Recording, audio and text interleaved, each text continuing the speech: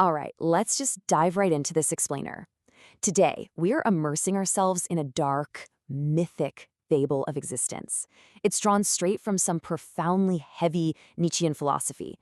And to really grasp the weight of this material, I want you to imagine my voice not just as your host, but, well, as an observant shadow. Picture me cast against the cold, pristine marble floors of a frozen, stagnant museum, the Glass Sanctuary. I've been trapped here, you see, watching the creator of this place literally trade the wildness of life for absolute, terrifying stillness. And the dark irony? This sanctuary is actually a tomb. So we're going to explore this ultimate battle between stagnation and becoming, and we're going to do it by stepping inside the story itself. So here is the dark prophecy of this cursed manuscript we'll be looking at. First, the silent glass sanctuary. 2, the last man's illusion. 3, the spirit of becoming. 4, dried rivers versus flowing water. And finally, the grave dance of liberation. All right, Section 1, the silent glass sanctuary, a realm of cold beauty.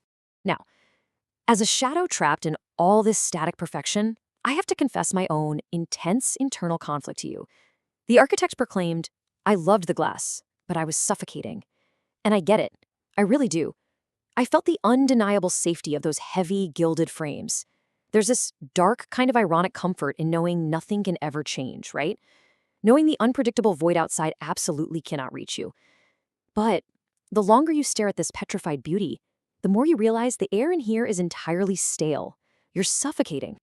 Just listen to the architect's defense echoing in the halls. He says, I have built this sanctuary as a final defense against the indifferent void that seeks to erase me.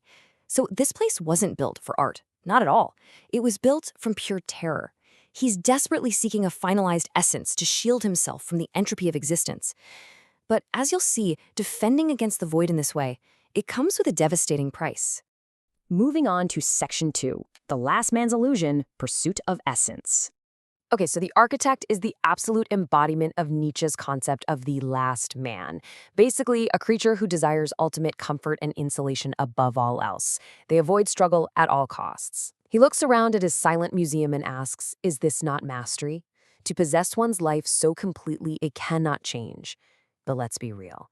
This isn't a throne, it's a cage that he's mistaken for a kingdom. It is pure existential cowardice. It's a total refusal to engage in the profound growth that true existence actually demands.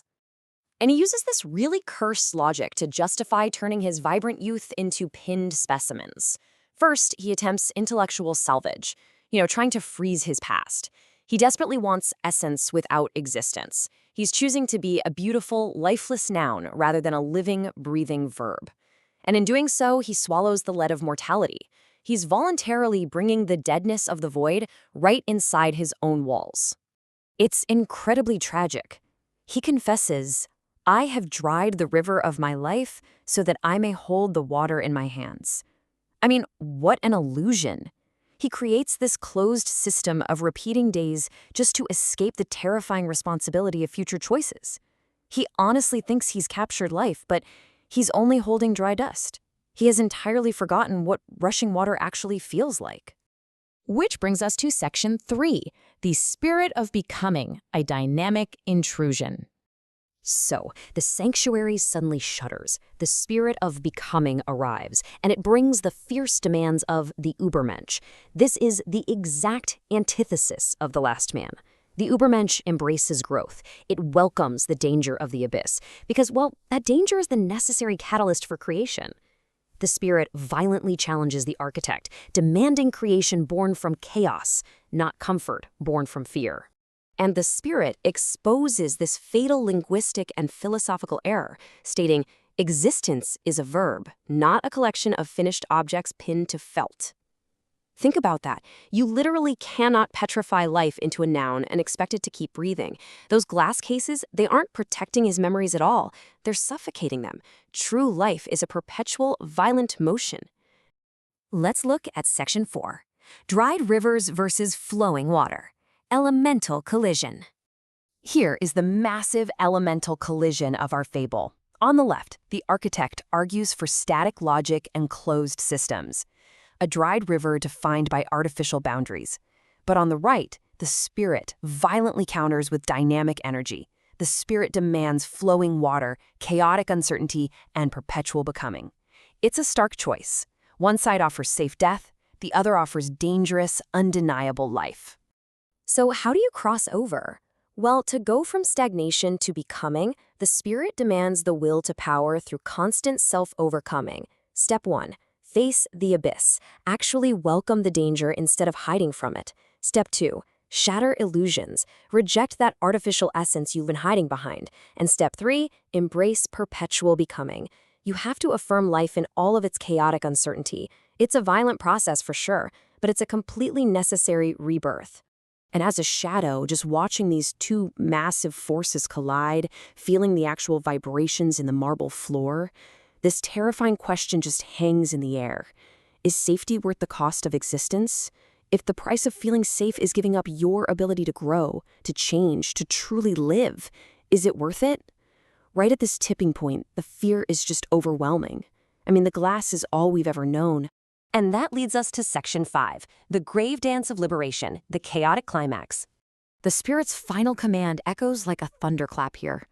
The only authentic act left is the grave dance, the violent shattering of your illusions so that the spirit of becoming may finally burn the dust away. This is exactly why total liberation requires such violence. You can't just gently step out of the last man's cage. No way. You have to shatter it. The grave dance is the ecstatic destruction of your own stagnant history. You have to dance on the grave of your past essence to let the spirit of becoming do its work. And then, the heavy, gilded frames crack, the sanctuary falls. 1,000 shards of glass explode outward, glittering like the vibrant stars the architect tried so desperately to freeze. As the observant shadow, I'm completely torn apart in this moment. I am utterly terrified by the howling, indifferent void rushing in, yet simultaneously ecstatic.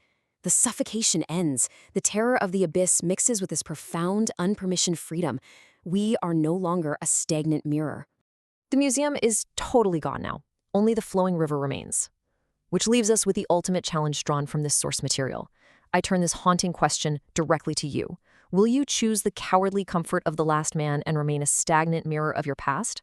Or will you embrace the danger of the Übermensch, practice constant self-overcoming, and become a bridge to a dynamic future? The glass is shattered. The perpetual becoming is yours to claim. Thank you so much for joining me in this explainer, and I'll see you next time as we dive into another fascinating topic.